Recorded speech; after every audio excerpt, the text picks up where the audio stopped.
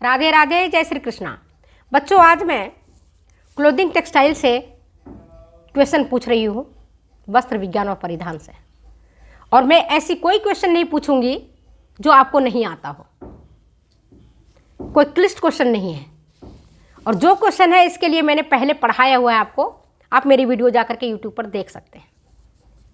तो सबसे पहले मैं प्रश्न पूछ रही हूँ, लिनन के रेशों को जलाने पर राख का रंग कैसा होता है?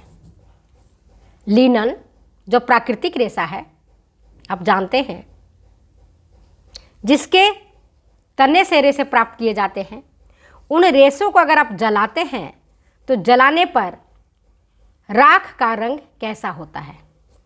ऑप्शन आपके पास धूसर, दूसरा है भूरापन, तीसरा है पीलापन लिए नारंगी, चौथा है काली और कुरकुरी।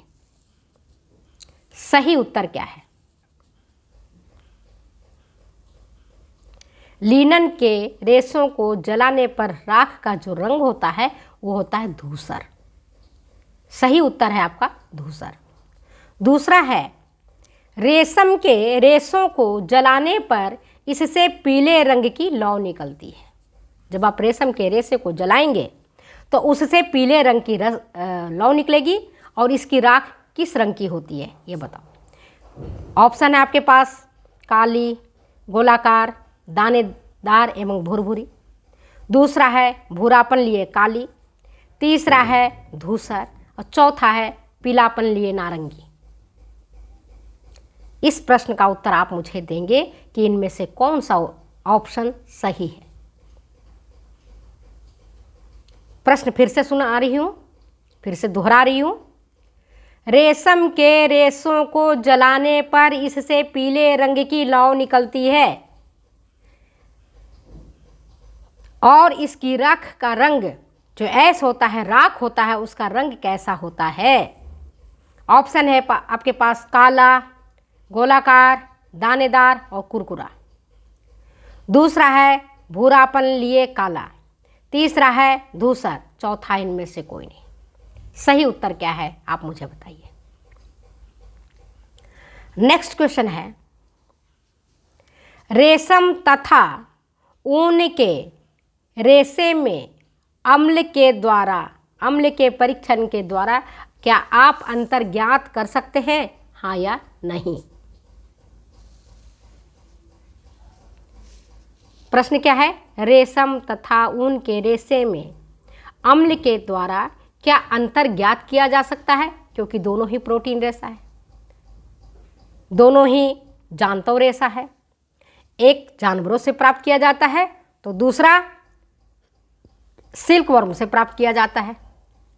तो क्या हम ऊन का रेशा है या रेशम का रेशा है, इसका हम अम्ल के द्वारा इसको हम ज्ञात कर सकते हैं? कर सकते हैं।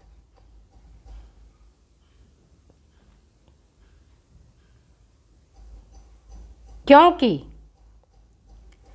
ठंडे तथा कंसंट्रेटेड हाइड्रोक्लोरिक अम्ल में रेशम का रेशा जहाँ घुल जाता है, वहीं पर ऊन का रेशा घुलता नहीं है। वह क्या होगा? फूल जाएगा। कंसंट्रेटेड हाइड्रोक्लोरिक अम्ल में भिगोने पर ऊन का रेशा फूल जाएगा, जबकि रेशम का रेशा बिल्कुल ही गल जाएगा, टूट जाएगा। ये अंतर है दोनों में। नेक्स्ट क्वेश्चन है, हम सब जानते हैं, आज परीक्षण करके देख लेना। सूती वस्त्र को फाड़ते समय किस तरह की आवाज आती है? सूती वस्त्र को फाड़ते समय किस तरह की आवाज आती है? तीखी और कर्कश, पहला ऑप्शन।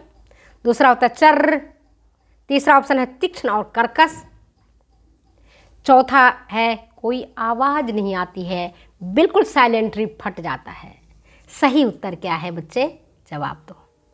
आज घर जा कर के पुराने कोई चादर हो, जो सूती का दुपट्टा हो, उसको फाड़ के देखना, फिर बताना उसकी आवाज़ कैसी आती है। क्वेश्चन का आंसर आप मुझे देंगे, मैं नहीं बताऊंगी। नेक्स्ट क्वेश्चन है आपके पास, वो ये, सबसे हल्के वजन का रेशा कौन सा है? सबसे लाइट वेट का रेशा कौन सा है? रेयॉन, ऑप्शन है आपके पास, रेयॉन, दूसरा है नायलॉन, तीसरा है रेशम और चौथा है ओल्फिन।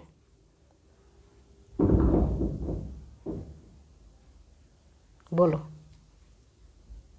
फिर से पूछती हूँ, सबसे लाइट वेट का रेशा कौन सा है? ऑप्शन है रेशम, दूसरा है नायलॉन, तीसरा है रेशम और चौथा है ओल्फिन। सबसे हल्का रेशा जो होता है ओल्फिन होता है।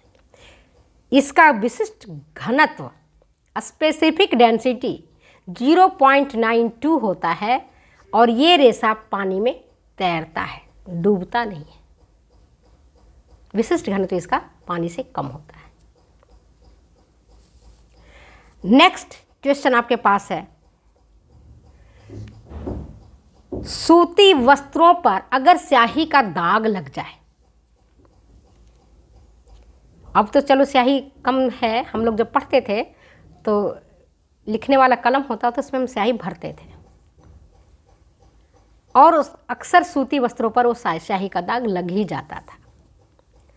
तो ये प्रश्न ये है कि सूती वस्त्रों पर स्याही का दाग लगता है तो कैसा लगता है, इसके मैं आपको बता रही हूँ। पहला ऑप्शन है आपके पास, मध्य में गहरा होता है और बाहर की तरफ हल्का होता है।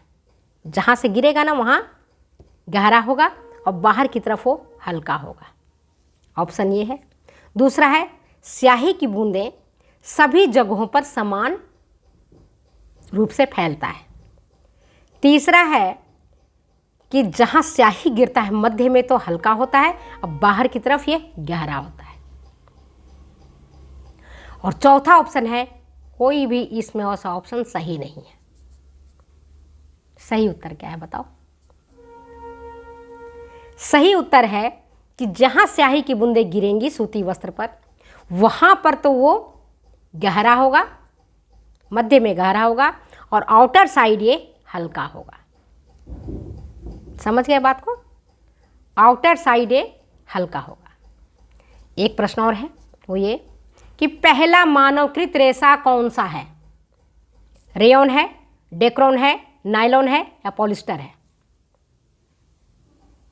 अक्सर गलतियां हमारी बच्चियां करती हैं, मैं बार बार पढ़ाती हूँ, अब मुझे अफसोस होता है अब तो मेरी रिएक्शन देना बंद कर दी। ये मुझे ही आप ही बताओगे कि पहला मानवकृत रेशा कौन सा है? नायलॉन है, पॉलिस्टर है, रेयॉन है और डेक्रोन है, कौन सा है? नेक्स्ट क्वेश्चन आपके पास कि कपास के रेशों पर क्षार का प्रभाव पड़ता है या नहीं पड़ता है? कपास के रेशों पर क्षार का कोई प्रभाव पड़ता है या नहीं पड़ता है? रेशे, पहला ऑप्शन है आपके पास, कोई प्रभाव नहीं पड़ता है।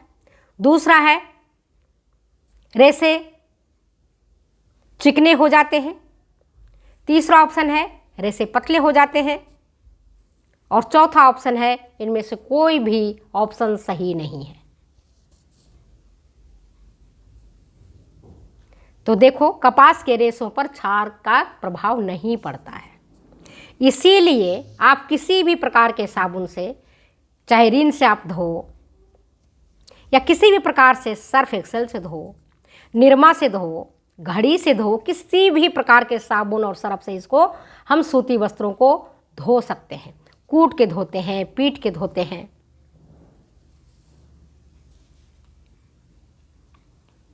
कैसे भी हम इसको धो सकते हैं,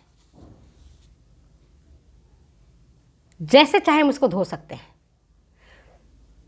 अब देखो, जो चादर होता है, सूती चादर, और हम पहले की बात बताते हैं तो जब ज़्यादा गंदा हो जाता था, बच्चों के वस्त्र खास करके तेल लगाने से चिपक जाते थे, तो उसको देखती थी मैं, मेरी नानी बड़े से तसला में पानी गर्म करके खौला करके उसमें सोडा डालती थी। सोडा क्या होता है? क्षारित होता है।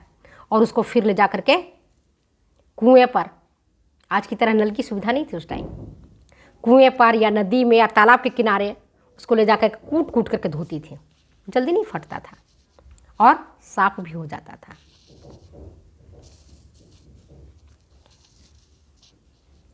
नेक्स्ट क्वेश्चन आपके पास है। प्रश्न मैं आपसे पूछ रही हूँ, उत्तर आपसे ही मांगूंगी, उत्तर मैं नहीं बताऊंगी। प्रश्न यह है कि क्या अम्ल के द्वारा कपास तथा लिनन के रेशों में अंतर ज्ञात कर सकते हैं? क्या अम्ल के द्वारा, अम्ल का प्रयोग करके कपास और लिनन के रेशों में आप डिफरेंस ज्ञात कर सकते हैं? हाँ या नहीं? कर सकते हैं। सही उत्तर इसका हाँ होगा, क्योंकि कपास तथा लिनन पर दी गई परिसज्जा को हटाकर इन्हें सल्फ्यूरिक अम्ल के सांद्र घोल पर जब डालते हैं तो कपास का रेशा घुल जाएगा, जबकि लिनन का रेशा अप्रभावित रहेगा। परीक्षण जब करोगे आप अम्ल के द्वारा, अब ये ज्ञात करना होगा कि कपास का रेशा है या लिनन का रेशा है, तो इनके ऊपर जो भी परिसज्जा दी गई है उन परिसज्जा को आप हटा दो, फिर उसको सल्फ्यूरिक अम्ल में डालो H2SO4 में। आप देखोगे कि सल्फ्यूरिक अम्ल में डालने पर, सल्फ्यूरिक अम्ल कौन सा? सांद्र घोल, डाइल्यूट सॉल्यूशन नहीं, तनु घोल नहीं, कंसंट्रेटेड सल्फ्यूरिक अम्ल के घोल में डालने पर कपास का रेशा घुल जाएगा, जबकि लिनन का रेशा अप्रभावित रहेगा, उस पर कोई इम्पैक्ट नहीं पड़ेगा, कोई प्रभाव नहीं पड़ेगा। ये तो हुआ आपके कुछ महत्वपूर्ण प्रश्न। मुझे इस तरह से याद है कि एक बार मैं अपने गांव जा रही थी और दही, मेरी माँ ने कहा पूजा कराना है, तो एक भगोने में उन्होंने दही रखा था, स्टील के भगोने में, और उसके ऊपर ढक्कन लगा दिया, और ढक्कन लगाने के बाद सूती हमारे दुपट्टा था, उस दुपट्टे से उन्होंने उसको बांध दिया। दूर जाना था, तब आज की तरह परेशानियां थी, वो नहीं थी कि आप मोटरसाइकिल में बैठ के गए, कार में बैठ करके चले गए। तो उन्होंने क्या किया, उस भगोने में ढक्कन, यद्यपि ढक्कन लगा हुआ था, और फिर उन्होंने मेरी सूती दुपट्टे से उसको बांध दिया, और करीब 4-5 किलोमीटर से ज़्यादा ही होगा, पैदल ही जाना था, पैदल ही हम, माँ और हम दोनों गए थे। तो जो दही भगोने से छिटक छिटक करके जहाँ जहाँ दुपट्टे पर पड़ा, सोचो दही कितना कम खटास लिए होता, उसमें अम्ल की मात्रा कितनी कम होती है, लैक्टिक एसिड की मात्रा कितनी कम होती है। तब भी वहाँ जाने के बाद हमने दुपट्टा हटा दिया, लेकिन दुपट्टा को तत्काल नहीं धोया, छोड़ दिया। दूसरे दिन जब हम दुपट्टा धोए तो जहाँ जहाँ दही का छींटे पड़ा था, जहाँ जहाँ दही का छींटा था, वहाँ वहाँ से उसमें छेद हो गया। तब तो मुझे समझ में नहीं आया कि क्यों छेद हुआ। अब जब मैं पढ़ती हूँ तब मुझे एहसास हुआ कि वो लैक्टिक एसिड की भी इतनी क्षमता थी कि वो एब्जॉर्ब होता गया और धीरे धीरे धीरे धीरे हमारे सूती का जो दुपट्टा था उस दुपट्टे को डैमेज कर दिया, जगह जगह से छेद हो गया। जबकि लिनन का अगर रेशा होता तो छेद नहीं होता। लिनन का रेशा सांद्र सल्फ्यूरिक अम्ल की प्रभाव में आकर के उसका कोई खास नुकसान नहीं होता है। तो चलिए हम अपनी वीडियो को यहीं विराम देते हैं, फिर मिलते हैं अगली वीडियो में अगली बातों के साथ। Okay, bye.